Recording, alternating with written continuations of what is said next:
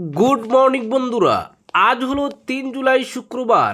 আজকের সকালের বিশেষ বিশেষ খবর হলো বদরপুরের নাম পরিবর্তনের বিরুদ্ধে মুখ্যমন্ত্রীর উদ্দেশ্যে নাগরিকদের স্মারকপত্র, অগণতান্ত্রিকভাবে শত শত বছরের প্রাচীন এবং ঐতিহ্যমণ্ডিত বদরপুরের নাম পরিবর্তনের পদক্ষেপ বাতিল করার দাবিতে গর্জে উঠলেন বদরপুরের নাগরিকরা। বৃহস্পতিবার বেলা 2টায় বদরপুরের নাগরিকরা সার্কল অফিসে সমবেত হন।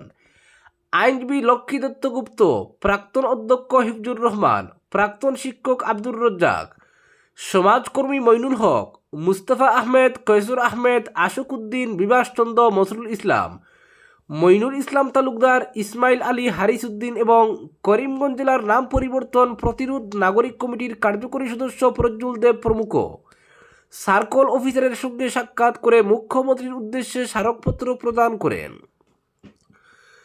স্মারকপত্রে ক্ষোভ ব্যক্ত করে বলা হয়েছে, স্থানীয় বিধায়ক নতুন নামে পৌরসভা গঠন করার যে উদ্যোগ গ্রহণ করেছেন, এটা কার্যত পুরো বদরপুরের নাম পাল্টে দেওয়ার একটা চক্রান্ত ছাড়া আর কিছু নয়। শত শত বছরের পুরনো এই ঐতিহাসিক নামের সঙ্গে বদরপুরের জনগণের আবেগ, অনুভূতি এবং আত্মপরিচয়ের এক ধারাবাহিক ইতিহাস জড়িয়ে আছে। তাই নাম পরিবর্তনের এই উদ্যোগ কোনোভাবেই কোনো শুভ বুদ্ধিসম্পন্ন মানুষ মেনে নিতে পারেন না বা পারবেন না। এই নাম পরিবর্তনের মাধ্যমে অঞ্চলের কোনো অংশের মানুষের কোনো ধরনের কল্যাণ সাধন করা যাবে না।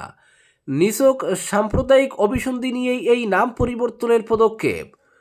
করিমগঞ্জ জেলার নাম পরিবর্তনকেও কোনো শুভ বুদ্ধিসম্পন্ন মানুষ মেনে নিতে পারবেন না, যা গত 6 সেপ্টেম্বরের করিমগঞ্জ জেলাব্যাপী সাধারণ ধর্মঘটের সর্বাত্মক সফলতার মাধ্যমেই জলের মতো স্পষ্ট হয়ে ওঠে।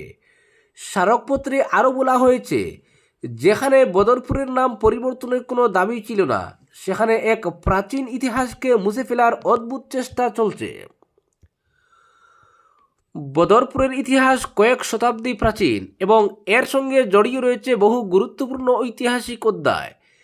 13 শতাব্দীতে এই স্থান বদরপুর নামে পরিচিতি লাভ করে 1612 খ্রিস্টাব্দে মুঘল আমলে বদরপুর ঘাটে বদরপুর ফোর্ট নির্মিত হয়েছিল। এই ঐতিহাসিক ফোর্টটি আজও স্বমহিমায় উজ্জ্বল এবং পর্যটকদের জন্য এটি অন্যতম আকর্ষণীয় স্থান। 1824 সালে বার্মিজ আক্রমণ থেকে এই অঞ্চলকে রক্ষা করতে কাছাড়ি রাজা গোবিন্দচন্দ্র হাসনু এবং ব্রিটিশ গভর্নর জেনারেলের প্রতিনিধি ডেভিড স্কটের মাধ্যমে ঐতিহাসিক ট্রিটি অফ বদরপুর স্বাক্ষরিত হয়েছিল। ইতিহাস সমৃদ্ধ বদরপুরের নাম পরিবর্তন করার পেছনে প্রাচীন ইতিহাসকে মুছে ফেলার চক্রান্ত ছাড়া আর কি হতে পারে? ইতিহাসকে এভাবে মুছে ফেলা আগামী প্রজন্মের শিক্ষা, সংস্কৃতি ও সভ্যতার জন্য অত্যন্ত বিপজ্জনক বলে উল্লেখ করা হয়েছে। স্মারকপত্রে বদরপুরের নাম পরিবর্তনের চক্রান্তের বিরুদ্ধে প্রতিবাদ জানিয়ে প্রতিনিধি দলের সদস্যরা সহ প্রদীপ ভট্টাচার্য, তরুণ গুহ, শঙ্কু দাস, রঞ্জন দত্ত, আব্দুল কালাম, অঞ্জন আচার্য, রমিজউদ্দিন চৌধুরী, বিমল দাস, অজয় দে ছাড়াও অন্যরা স্বাক্ষর করেন। অপরদিকে বিমান পরিষেবা, বিমানবন্দর নির্মাণের অগ্রগতি, কেন্দ্রের সঙ্গে বৈঠক মুখ্যমন্ত্রীর, অসামরিক বিমান চলাচলের সম্প্রসারণ, নতুন বিমানবন্দর স্থাপন থেকে শুরু করে বন্যা দুর্গতদের ত্রাণ সাহায্য, পুনর্বাসন, রাজ্যে দুধ মাছের উৎপাদন বৃদ্ধি করার বিষয় নিয়ে বৃহস্পতিবার দিনভর কেন্দ্রীয় সরকারের কাছে তদবির করলেন মুখ্যমন্ত্রী হিমন্ত বিশ্ব শর্মা। নয়াদিল্লিতে একাধিক কেন্দ্রীয় মন্ত্রীর সঙ্গে বৈঠক করেছেন তিনি। আসামের সম্ভাবনাকে কাজে লাগাতে মুখ্যমন্ত্রীর এবারের দিল্লি সফরের ফলাফল সুদূর প্রসারী হতে পারে। বৃহস্পতিবার দিল্লিতে মুখ্যমন্ত্রী প্রথমে বৈঠক করেন কেন্দ্রীয় মৎস্য, পশুপালন ও দুগ্ধজাত বিষয়ক মন্ত্রী রাজীব রঞ্জন সিংয়ের সঙ্গে।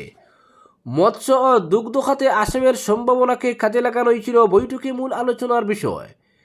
কেন্দ্রীয় মন্ত্রীর সঙ্গে বৈঠকের পর মুখ্যমন্ত্রী সামাজিক মাধ্যমে জানান, আসামকে মৎস্য উৎপাদন ও রফতানির এক প্রধান কেন্দ্র হিসেবে গড়ে তুলতে মাছের উৎপাদন বৃদ্ধি, ভ্যালু চেইন শক্তিশালী করা, প্রক্রিয়াকরণ পরিকাঠামোর উন্নয়ন এবং বাজারের পরিসর বৃদ্ধি করা নিয়ে আলোচনা হয়েছে। তাছাড়া আসামের দুগ্ধ সমবায় নেটওয়ার্ক শক্তিশালী করা এবং পশু চিকিৎসা ব্যবস্থার উন্নতি সাধনের বিষয় নিয়েও কেন্দ্রীয় মন্ত্রীর সঙ্গে কথা বলেছেন মুখ্যমন্ত্রী।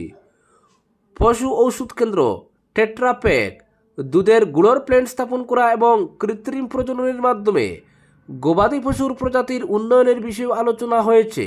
মুখ্যমন্ত্রীর সঙ্গে বৈঠককে ফলপ্রসূ উল্লেখ করে কেন্দ্রীয় মন্ত্রী সামাজিক মাধ্যমে বলেন, মৎস্য ও দুগ্ধ পরিকাঠামোর সম্প্রসারণের বিষয়ে বিস্তারিত আলোচনা হয়েছে। কেন্দ্র ও রাজ্য সরকারের সমন্বিত প্রচেষ্টায় দুটি ক্ষেত্রের উন্নয়ন ত্বরান্বিত হবে, যা কৃষক, উদ্যমী এবং গ্রামীণ জীবিকার উপকারে আসবে। এরপর আসামের বন্যা দুর্গতদের ত্রাণ এবং পুনর্বাসনের বিষয়টি নিয়ে কেন্দ্রীয় সংসদ বিষয়ক ও সংখ্যালঘু বিষয়ক মন্ত্রী কিরেন রিজিজুর সঙ্গে বৈঠক করেন মুখ্যমন্ত্রী। কেন্দ্রীয় মন্ত্রীর সরকারি বাসভবনে অনুষ্ঠিত বৈঠকে রাজ্যের বন্যা ত্রাণ, পুনর্বাসন এবং ক্ষয়ক্ষতি কাটিয়ে ওঠা নিয়ে আলোচনা হয়। তাছাড়া আসামের বন্যা পরিস্থিতি পর্যালোচনা করতে রাজ্য সফরের জন্য রিজিজুর কাছে কৃতজ্ঞতা প্রকাশ করেন হিমন্ত বিশ্ব শর্মা। রিজিজুর সঙ্গে বৈঠকের পর মুখ্যমন্ত্রী সামাজিক মাধ্যমে বলেন, আমাদের ডবল ইঞ্জিন সরকার বন্যা দুর্গতদের পুনর্বাসন প্রক্রিয়া আরও জোরদার করবে এবং বন্যায় ক্ষতিগ্রস্তদের জীবিকা নির্বাহে সহায়তা করবে। এরপর মুখ্যমন্ত্রী কেন্দ্রীয় অসামরিক বিমান পরিবহন মন্ত্রী রামমোহন নাইডুর সঙ্গেও বৈঠক করেন। সেখানে আসামকে বিমান চলাচল এবং লজিস্টিক হাব হিসেবে গড়ে তোলার লক্ষ্য নিয়ে আলোচনা হয়। কেন্দ্রীয় অসামরিক বিমান পরিবহন মন্ত্রীর সঙ্গে বৈঠকের পর সামাজিক মাধ্যমে মুখ্যমন্ত্রী বলেন, শিলচর, মানস, উমরাংশু, মাজুলি, ডিফু এবং চড়াইদেউয়ে প্রস্তাবিত 6টি গ্রিনফিল্ড বিমানবন্দরের বর্তমান পরিস্থিতি এবং হাফলংয়ে একটি প্রস্তাবিত হেলিপোর্ট নির্মাণ নিয়ে কথা হয়েছে। শিলচরের ডলুতে নতুন বিমানবন্দর স্থাপনের বিষয়ে তিনি বলেন, ডলুতে গ্রিনফিল্ড বিমানবন্দর স্থাপনের জন্য বেশিরভাগ প্রস্তুতিমূলক কাজ সম্পন্ন হয়েছে এবং মন্ত্রককে ওই প্রক্রিয়া দ্রুততর করার অনুরোধ করেছি। প্রস্তাবিত বাকি বিমানবন্দরগুলির জন্য চলতি প্রাক সম্ভাব্যতা যাচাইয়ের কাজ ত্বরান্বিত করতে একমত হয়েছে কেন্দ্র। এছাড়া রূপসী বিমানবন্দরের চলতি সম্প্রসারণ কাজের অগ্রগতি নিয়েও পর্যালোচনা করা হয় বৈঠকে। আসামে বিমান পরিষেবার উন্নতি নিয়ে আশাবাদী মুখ্যমন্ত্রী বলেন, আসামের বিমান পরিষেবা সম্প্রসারণের জন্য এখন সত্যি একটি উপযুক্ত সময়। আমরা শুধু যোগাযোগ ব্যবস্থারই উন্নতি করছি না, বরং জনগণের জন্য নতুন সুযোগ তৈরি করার লক্ষ্যে কাজ করছি। অপরদিকে এবার বন্ধ হয়ে গেল সব ধরনের যান চলাচল। আগাম না জানিয়ে বৃহস্পতিবার সকালে হঠাৎ করে গুমরা সেতু দিয়ে সব ধরনের যান চলাচল বন্ধ করে দেয় পুলিশ। সেতুর সংস্কারের জন্যই এমনটা করা হয়েছে বলে জানা গেছে। ফলে দিগরখাল থেকে কাশীবন হয়ে ক্রিক পার্ক বাগান রাস্তায় এখন একমাত্র বিকল্প। ঘটনার সূত্রপাত গত রবিবার। এদিন সকালে আচমকাই খসে পড়ে 6 নম্বর যাত্রী সড়কের গুমরা সেতুর একটি অংশ। বছর কয়েক আগে সেতুটির যে অংশ সংস্কার করা হয়েছিল, সেই অংশতেই ফের সমস্যা দেখা দেওয়ায় তাৎক্ষণিকভাবে ওই সেতু দিয়ে ভারী যান চলাচল বন্ধ করে দেওয়া হয়েছিল।